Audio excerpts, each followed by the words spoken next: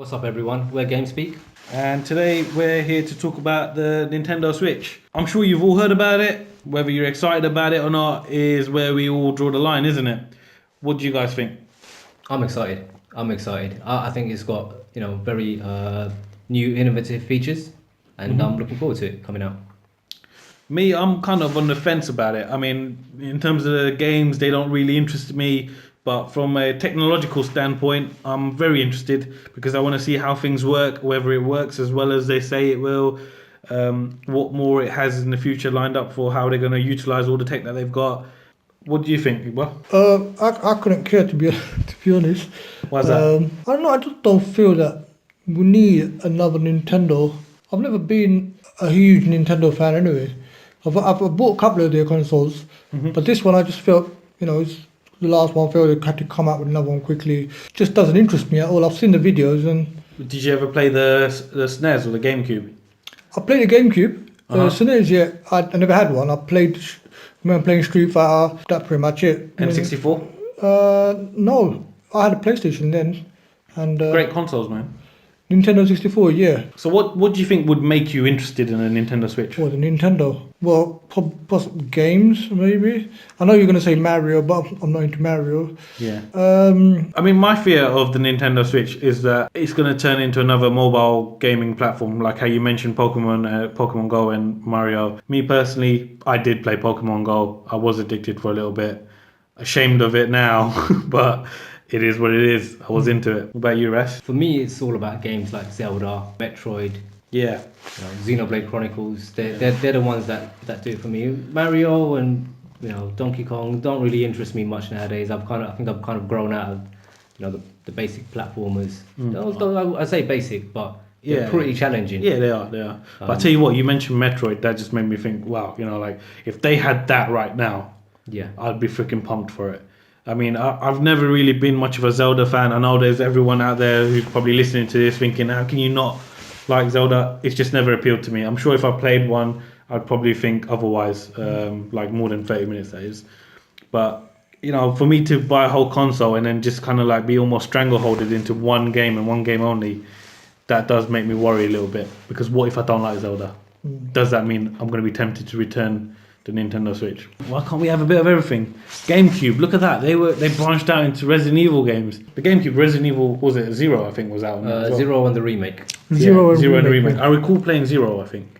I played them recently on the PlayStation 4, and the graphics still hold up. So what's different about the Nintendo Switch? What really stands out? The portability factor. It's the fact that you can take your main games that won't be just like Candy Crush or anything like that, and you can play those kind of like full games on the go. That's their main selling point. So the game will be on the console. I've seen that they got a screen on the control pad. Yeah. Well, that's the actual console. It's the actual screen. That's the actual console. Yeah. The console comes with a screen. Yeah. So I can take that. The other thing that you're putting it into is just purely a dock, just for the purpose of putting it into TV. Yeah. Oh, okay. So that thing can also connect to your TV. Yeah. So if you take that on a car, how long would that last for? Now there's no confirmed battery life. They did mention something, didn't they? And they did say that it depends on the game. 2.5 hours to 6 hours. It depends on the game. It depends on the brightness and whatnot. Then I know that might sound like a bad thing. No, but I think that's even with it not being realistic. Let's say probably about an hour and a half or something. If I'm playing on on the outside, I don't really want to be playing for more than 2 hours if I'm outside. Yeah, I play a lot of games while I'm at work. Well, when I say work, I mean lunchtime. But I try and fit in as much gaming as I can, possibly anywhere and everywhere. I'll play that on my Surface tablet. Oh, okay. So it's perfect for me, isn't it? Yeah. So instead of like the PlayStation where you got the remote play, where you're streaming, you're actually taking your consoles outside. Yeah, I mean it's not going to be almost as powerful as your PlayStation 4, but a lot of the games that we're going to be getting on the PlayStation 4 are going to be like indie games and stuff like that. Anyways. So, if you wanted to play, like for example, Rhyme is coming out. Who's that? Rhyme. The Rhyme is it's the one that almost looks like Zelda. It's very colourful. It looks like it's made by. It looks like it's made by the people who made I remember. Ico. I know what you're talking about. Yeah. I was really excited about Rhyme on the PS4. I found out that it's coming out on the Switch. And I think for me, a game that I thought I was 100% going to buy on the PS4, I'm now sold on the fact that I'm going to play on the Switch. The Switch. Yeah, because Have you both pre-ordered it, by the way? Not yet, but I will do soon. Yeah. I'm just looking for the best deal available. I have pre-ordered it, and I think one of the best places at the moment to pre-order, if you're lucky enough, is GameSeek. They're selling it for I believe 189 or 190 if they get stock. I personally think that's not going to happen. Do they have different models, or is it all the same? They have the neon Switch, and they've got the grey Switch there as well. Have you guys seen the Street Fighter on the Switch that they're really advertising quite a lot? Yeah, it looks too much like HD Remix, which I didn't enjoy. So no, I'm gonna give that a miss. See, honesty. My problem with that game is the fact that I play Street Fighter quite a lot on my Surface tablet, which is like a 10-inch tablet. Now, and I find when I play that with my friends at work and stuff, it's quite a small screen to play even on a 10-inch screen. And if the Switch, I believe, is a 6.1, is it? 6.2. 6.2, yeah. And I don't think that's going to be adequate for serious gaming. Like two big guys crowding around a small screen trying to play Street Fighter.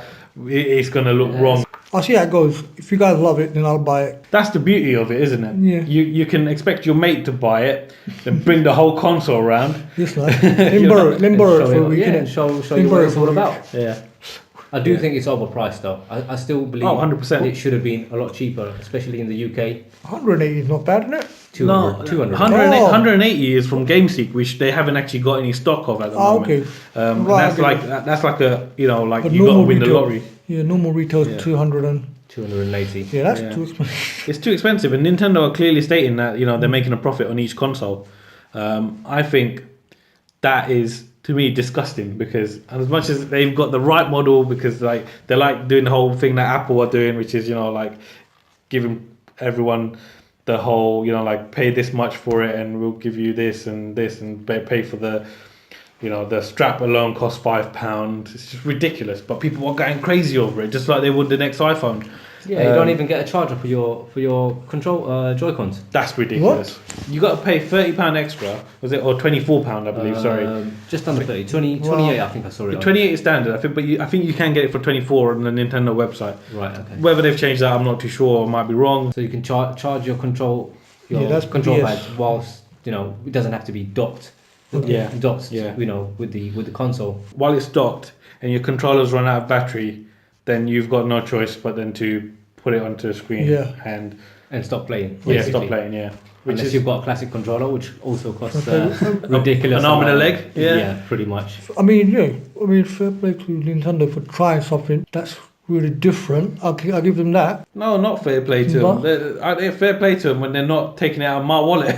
Oh yeah. I mean, trying something new with the whole having the console in your actual hand. Yeah, I guess there's always that thing where if you want to see technology go ahead, then sometimes you got to invest in technology as well. But me personally, I would wish they do it not at the expense of my wallet. Any consumer would prefer to have a console that they know that they're getting the best value out of. And if Nintendo are saying that they're making a profit on it, we're not getting the best value out of it, I believe. That's how I see it.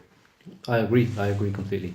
Yeah, that's all we have for today on the Nintendo Switch. If you think you're going to pre-order it or you're not going to pre-order it, or if there's any views that we've talked about that you'd like to express your feelings about, feel free to hit us in the comments, or whatever you do, make sure you click like and subscribe. Thank you. Bye.